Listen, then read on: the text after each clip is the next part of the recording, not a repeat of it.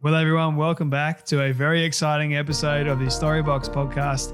Today, I'm delighted to welcome Fresh to the Storybox. Now, for some of you, that name might ring a bell, but for those of you that don't know who he is, you're about to get to know more about him. He's got an insane bio. I'll read a little bit out for you guys. But Fresh is the founder and creative director of LA-based luxury fashion label RichFresh. Established in 2018, which is not that long ago, actually. RichFresh, I should say, has quickly skyrocketed to being the beloved brand of Hollywood directors, actors, and athletes. I'll read some of the names out for you, which is just stellar. You've got The Weeknd and his iconic red suit, which everyone would know of. John Legend, Billy Porter, Dwayne Wade, who is my absolute icon when it comes to basketball, Gabrielle Union Wade, Blake Griffin, Rick Ross, and so many more names. Justin Bieber? Did you mention Justin Bieber as well? Yeah, Justin Bieber as well. He's on there too. Just my goodness, man. Yeah, it's a lot of names, man. It just keeps going. Who else have you got? You mentioned Lena. Gosh, man. Dwayne Wade from Earth, Wind, and Fire. Good grief. That's a lot of names. Man, okay, my first question before I'll introduce you, okay, and then I'll ask you a question here. Welcome, Fresh, to the Storybox podcast, man. Thank you, man. Thank you for having me. I'm so excited to be here.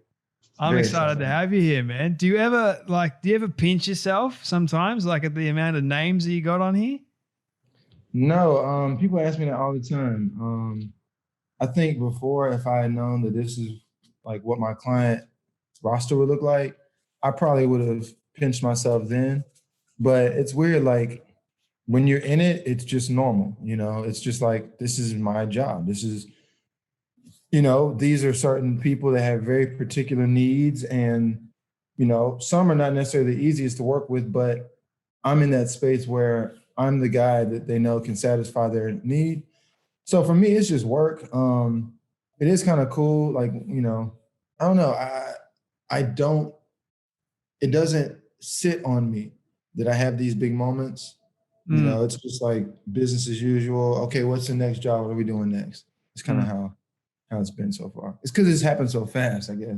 Yeah, man. In 2018, it all established, but I can imagine that it's been this long progression, for you trying to get to this point, which I'm excited to dive into in just a moment. But the first question that I really want to ask you that's going to get this conversation moving forward is, what does success look like for you?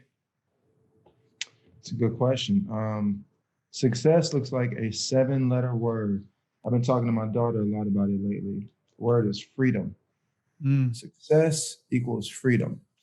A lot of people correlate success with money. They think, if you got the money, if you got the bag, you got the cars, you got the girl, you got the crib, you got the jewels, you got the shit, you're successful. What I don't know is a lot of people who have all those things I just named, they don't have a sense of self. They may lack security. They're not tight with their family. They're not loved. They might be cautious and wary of everyone around them. So that's not success. It's a lot of people who chase the money and they miss the success part of it. Like, what do you gain from getting all the money? You're supposed to gain some freedom. You're supposed to be able to move in a certain way and exist freely.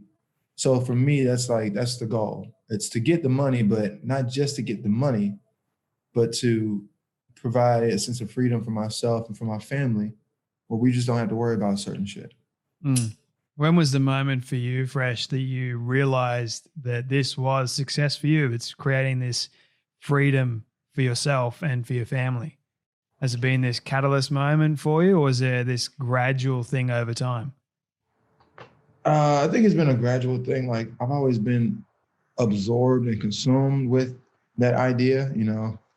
I've always been super entrepreneurial. I've always wanted to start businesses with my brothers. So for me, I've always had that mindset, we can do some things and gain more and more freedom. And, just after things went left and took a real bad turn, that I got things back going, that it really sunk in. It's like, okay, I'm doing well. I feel successful, but what does success really look like? What are my loved ones looking like? What does their life look like? Because if their life doesn't look optimal, then I'm not quite as successful as I think I am. So that started right around 2018, and God is great. Like, was able to move my mom out here, and so she's able to retire, and she living comfortably. As far as I know, she has a lot of freedom. My brother and I started a company. I was able to, provide a job opportunity for him and take him away from an industry where he didn't have the level of freedom he needed. And then just him being here and being in a different space and breathing different air and just having different opportunities, he was in the proper mindset. When the pandemic hit, he and I were able to form Henry Mask. And now my youngest brother is our sales director for Henry Mask. So that's what it looks like. It looks like creating something that provides opportunities that will continue to provide those opportunities. I want to go to, you mentioned there that you were in a very dark spot. Right.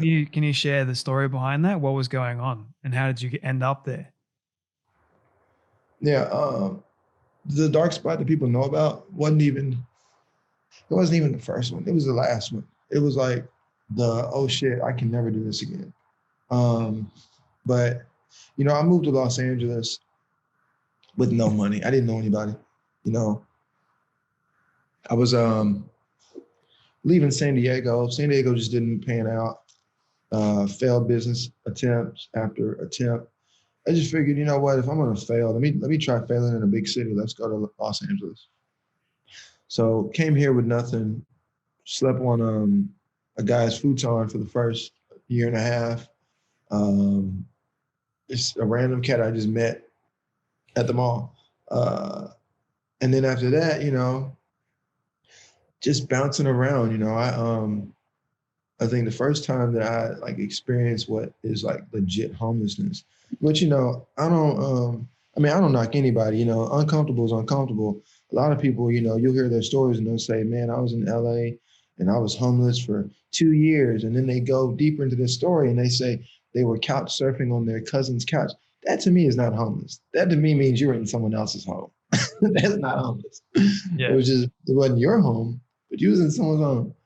But this shit was rough. It was like, I slept in storage units. I slept in a storage unit for 3 months. A guy that works for me now, he didn't know it, but, I had to keep his office. I slept in his office for 4 months in an office chair, and then, right when things were looking up, things were finally getting up and things were moving smooth in 2017. And I was finally getting a little bit of money. And I had a client, a really rich client in Calabasas who he ran off and stole $15,000 worth of clothes and just didn't pay me. But I used all my money to make his clothes. So I learned a valuable life lesson, but I didn't have any more money. And I looked up and it's very expensive in Los Angeles to live. And if you don't have any money and you don't have anyone who's looking out for you, things can get rough. And I reached out to, some friends and whatnot, thinking, I've been here for a few years. I know some people who look out for me, and no one looked out for me. Everyone was like, oh, no, man, I really can't help you. I was like, damn, dude, I just need a couch to crash on. Mm-hmm. So, you look up and it's like, shit, the only option is shelter or the streets. And slept on the streets a couple of nights, and that shit was not fun. It was cold. It was wintertime. That shit sucked. So it was a shelter, and it was a dark time because, when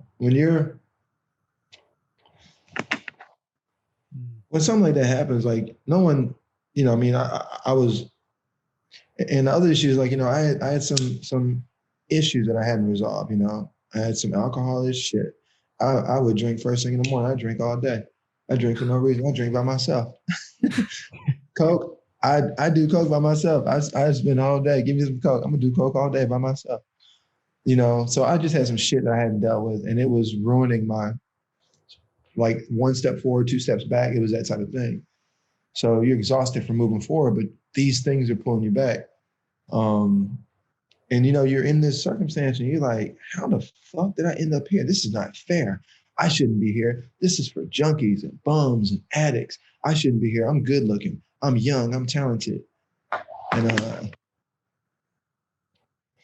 think I spent 2 months in that state, you know, of like really being mad at everyone, blaming the guy that ripped me off, blaming my friends that didn't help me out, blaming my family for not being rich. You know what I'm saying? Because if they were rich, I wouldn't have been in this. I could have called, someone gave them money. But like, just blaming everyone. And then one day I just had this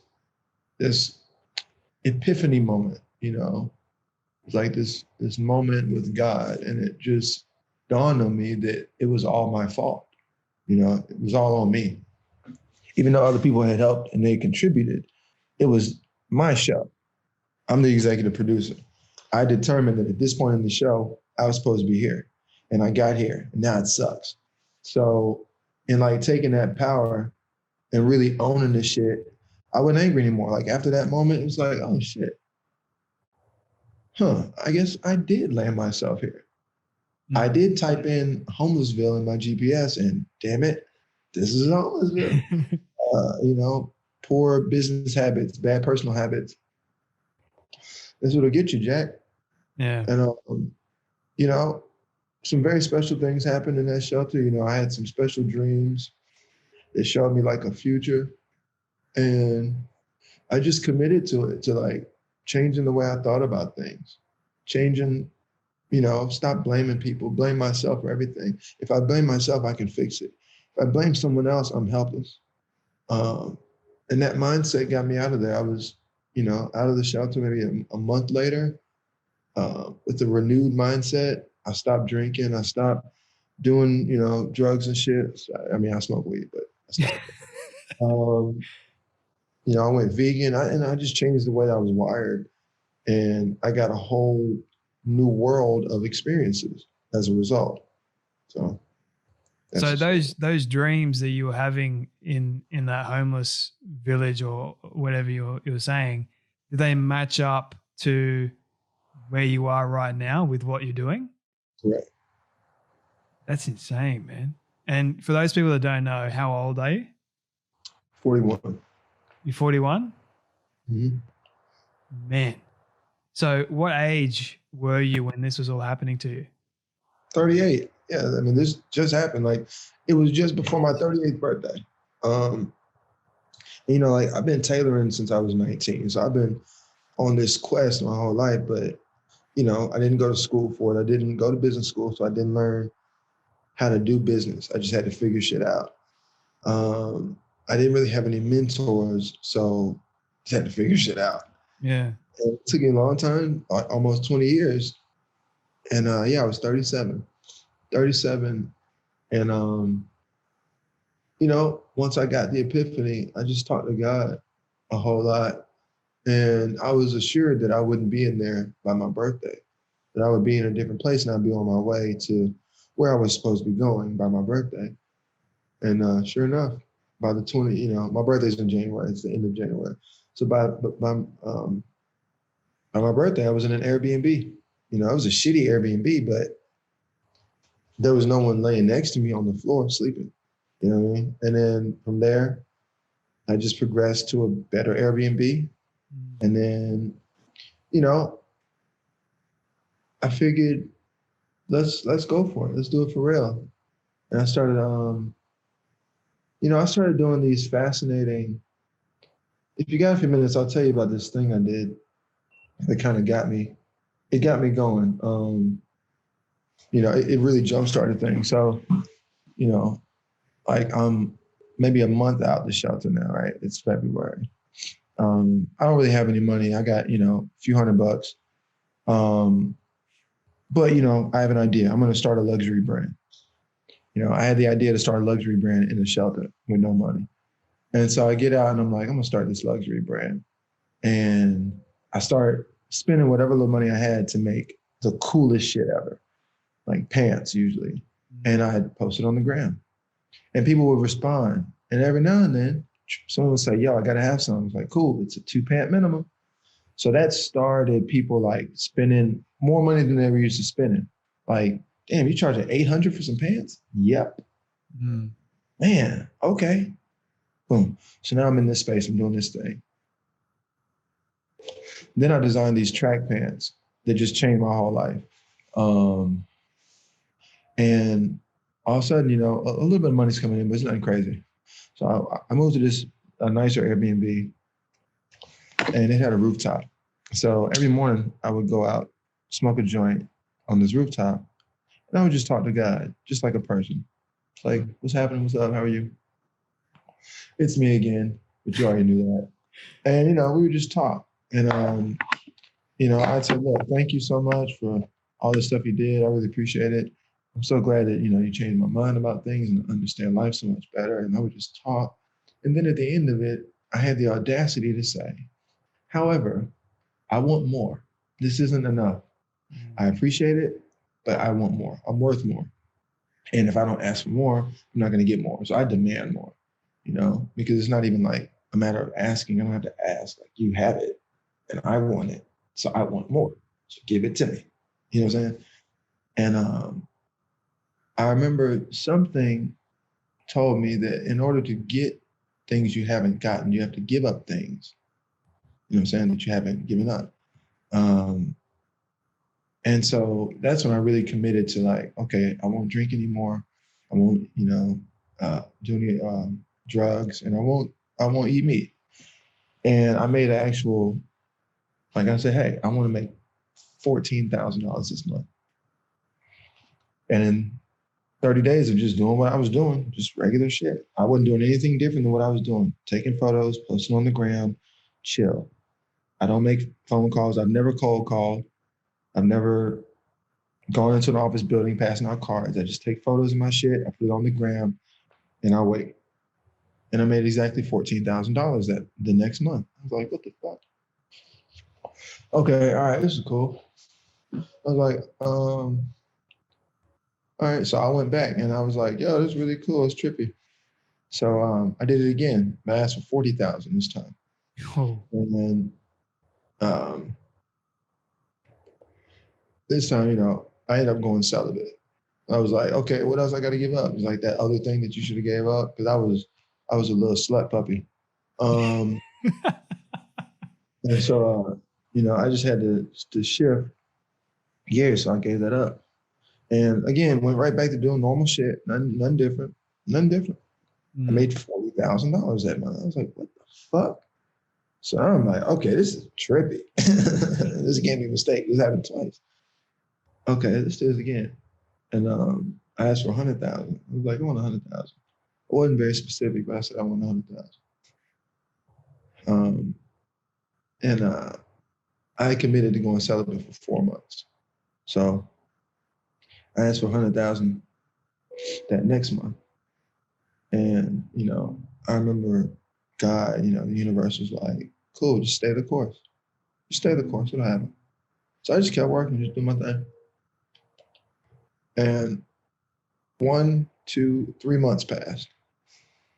Each of these months, I'm doing okay. I'm doing 50,000, 55, maybe 60, And just so happens the final month, I was counting down the days because, it's the end of my celibacy, and I had some ideas. You want to pop? You're bursting. I just want to dip my toe in one more good time. So, when the day came,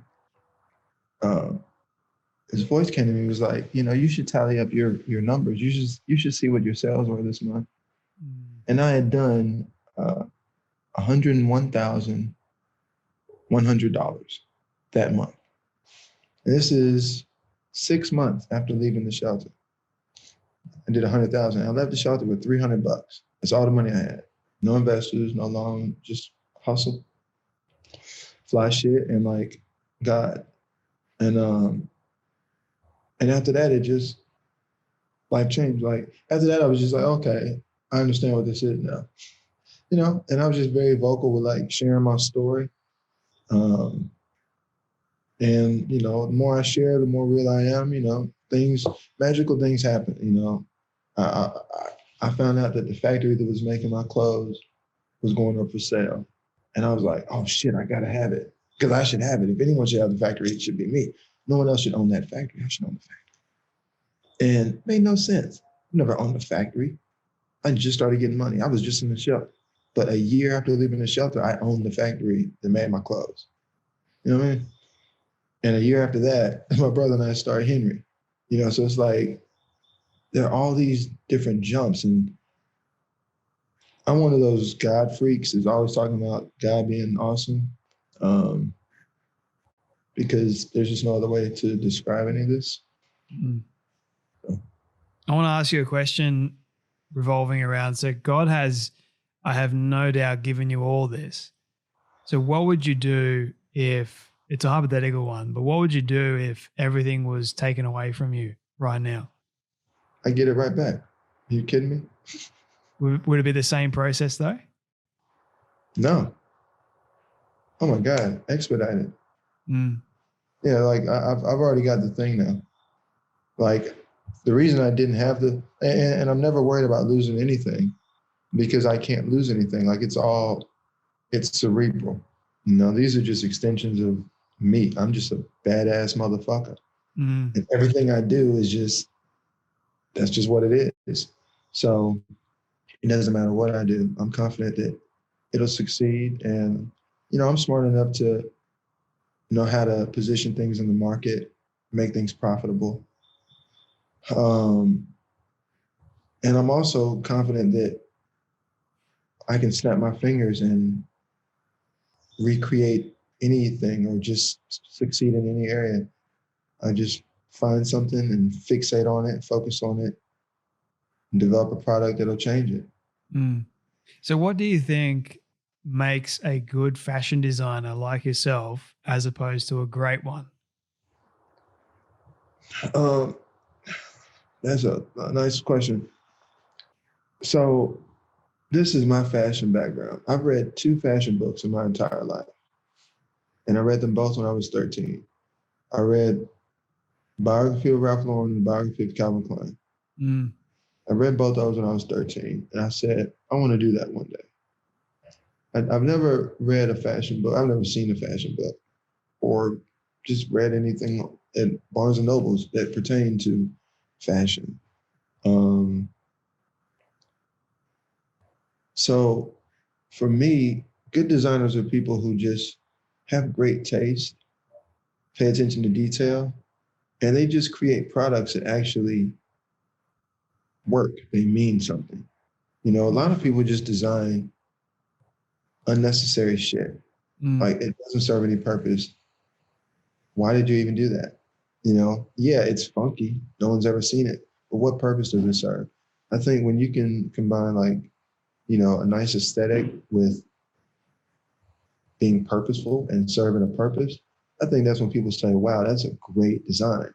It not only looks good, it is good, it works, it does something, it solves a problem.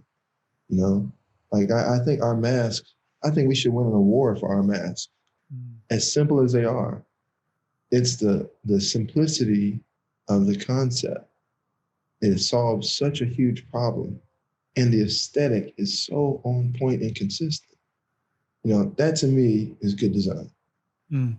Is there a specific design that you are extremely proud of as opposed to all the others? Or are you proud of them all? My proudest design is the Henry mask, hands down. My second proudest would have to be my tracksuits.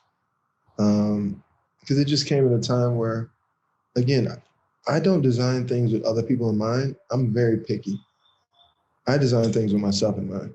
If I like it, I'm sure everyone's gonna love it. But if I don't like it, I don't give a shit. I don't want to look at it. I don't want to touch it. I definitely don't want to put my name on it. So I did the tracksuits just because I needed something else to wear when I wasn't wearing a suit.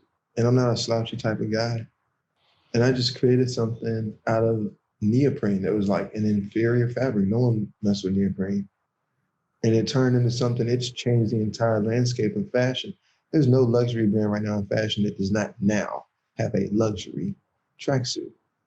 2 years ago, they didn't. You know what I'm saying? Like custom tailors. Now they're making tracksuits.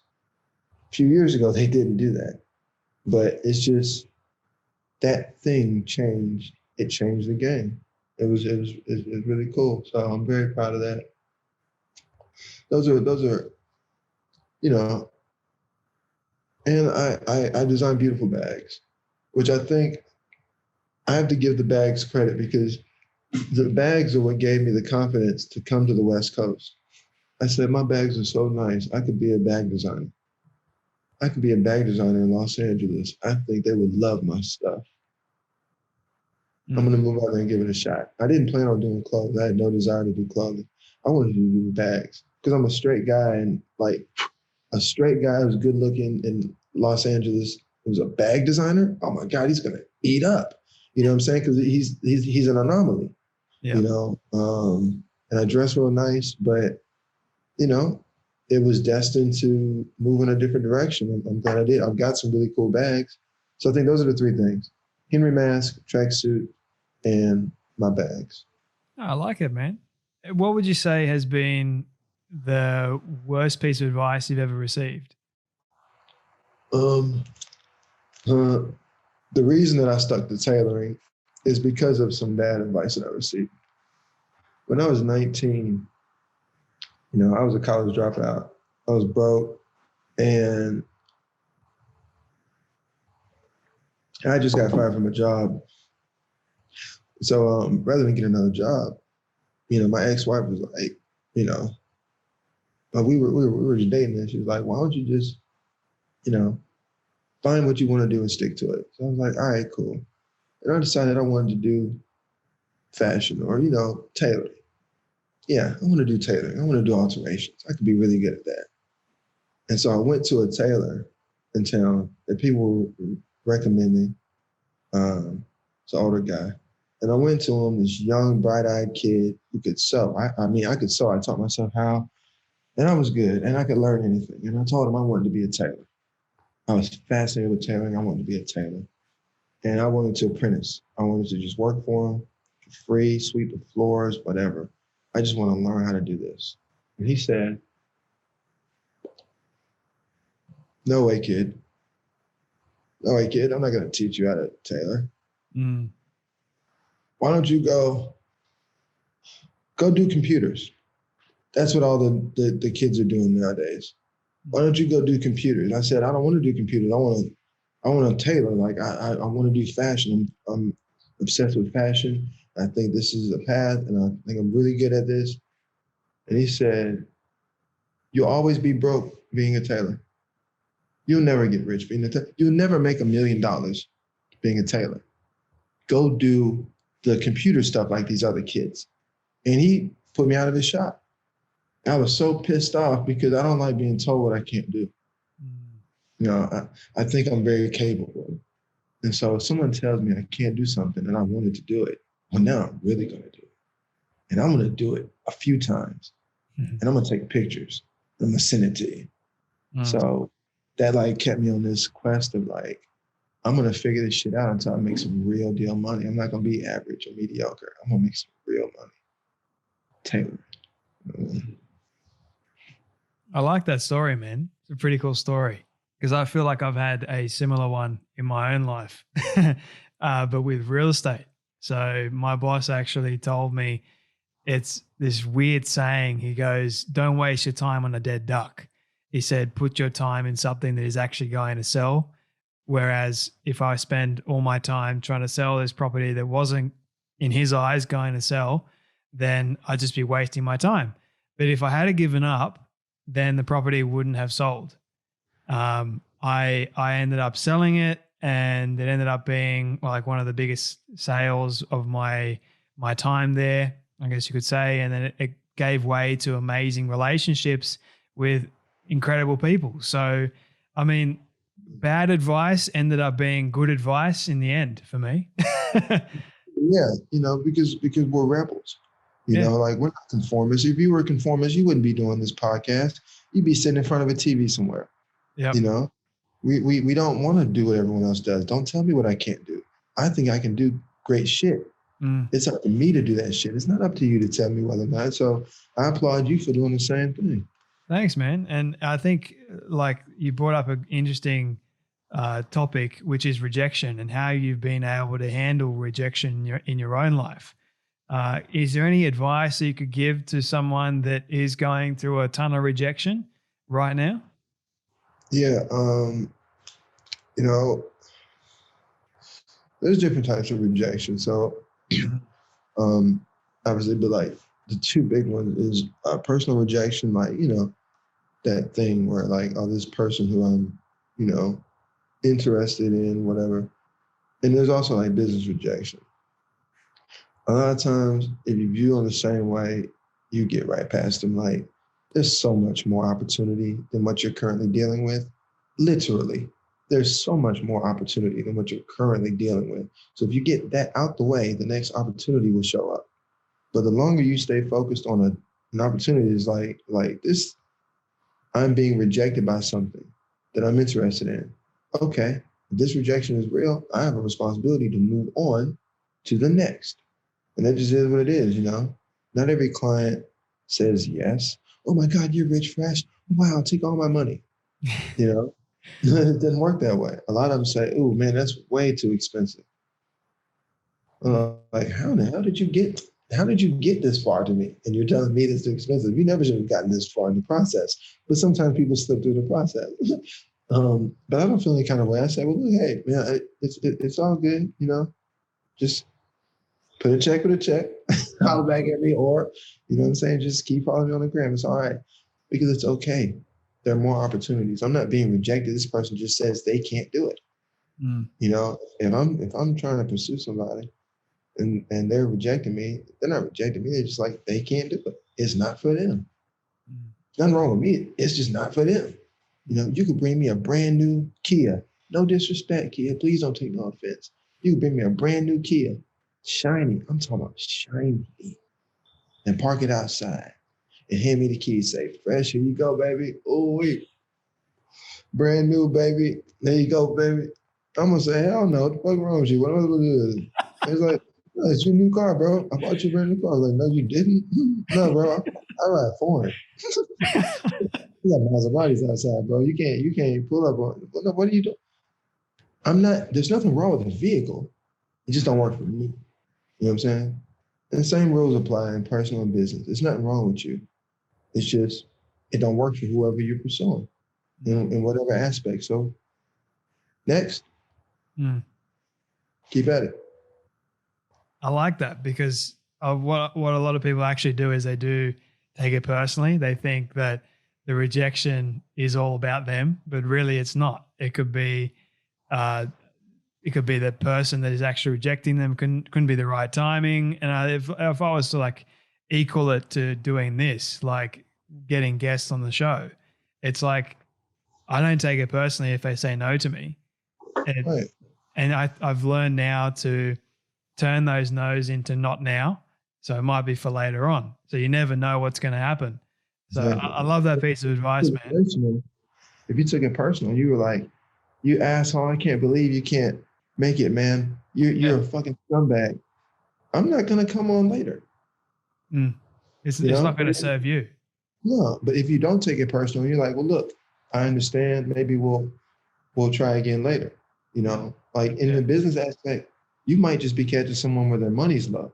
They actually wanted the thing, but you just caught them when their money's low. They just paid out $10,000 in expenses you don't know about. Yeah. Oh man, damn, do I really need this right now? Fuck, I really want it, but God, I just spent $10,000. Nah, man, you know what? Nah, man, it's a little bit too much for me right now. What they're really saying is, I don't have the money for the value that you offer. Yeah. I don't have enough money to match the value you offer right now. That's what they should be saying, but people don't say it that way. They say, because they don't want to say that they don't have no money. So they say, nah, man, nah, I'm okay, I'll pass. Well, I have a couple more questions for you, man. And this one is more of a fun one that I love asking people. You mentioned that you're a vegan. So I'm curious, dude, like what has been the weirdest food combination you've ever tried?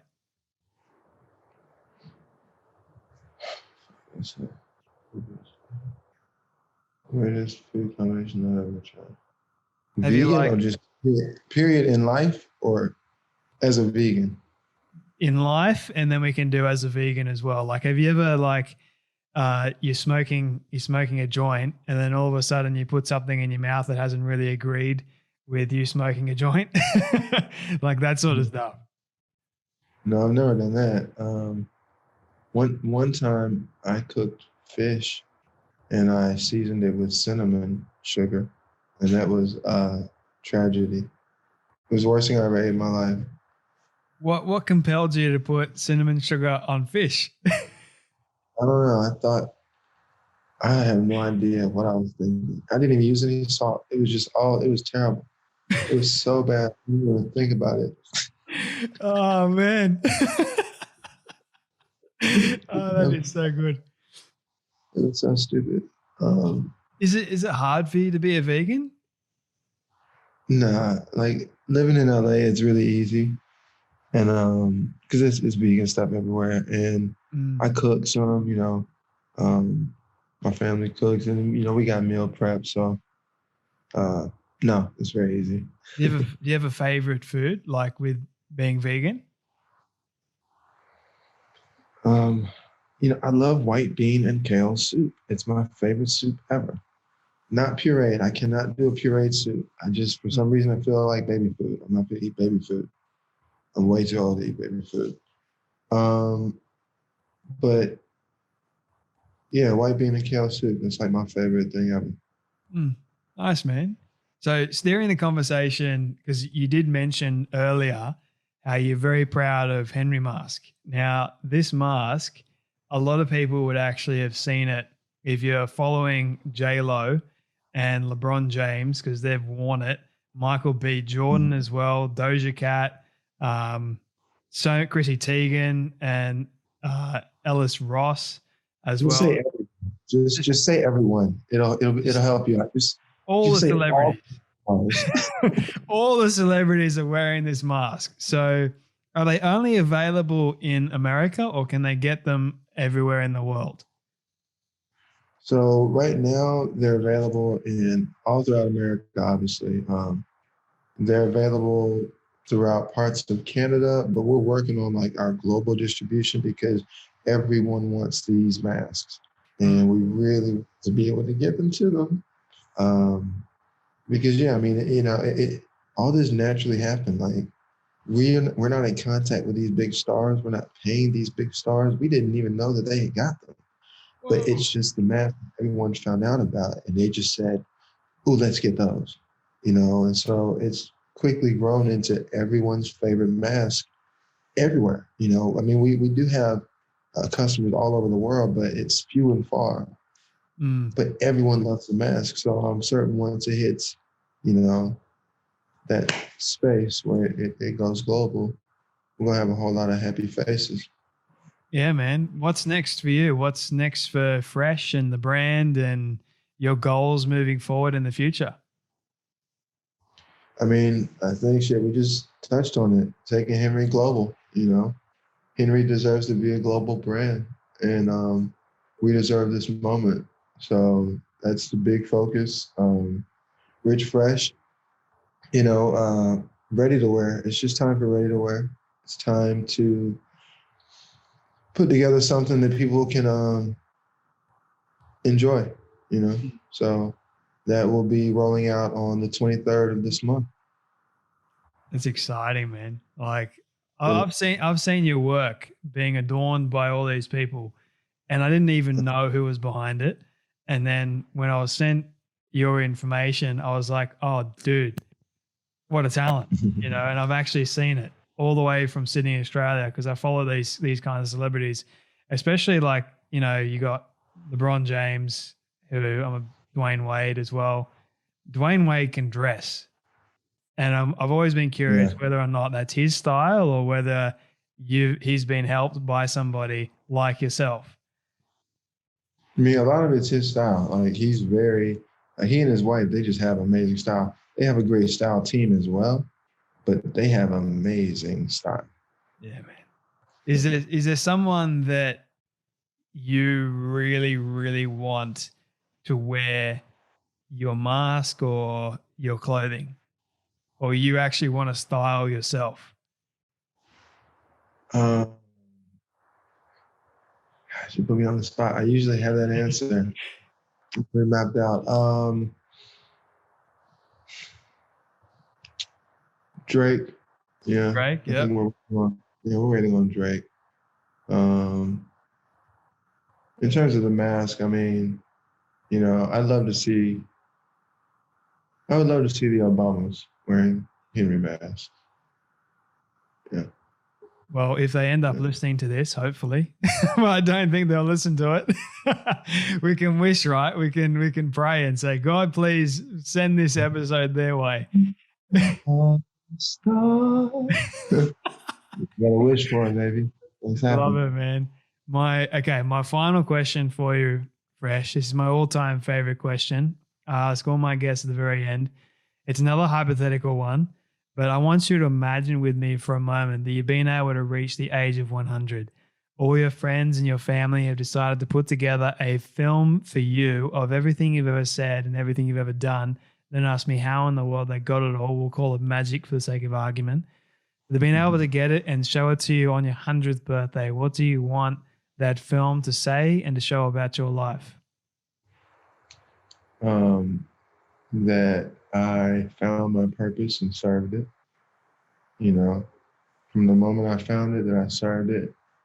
And I helped to turn this family into a dynasty and left a legacy for generations.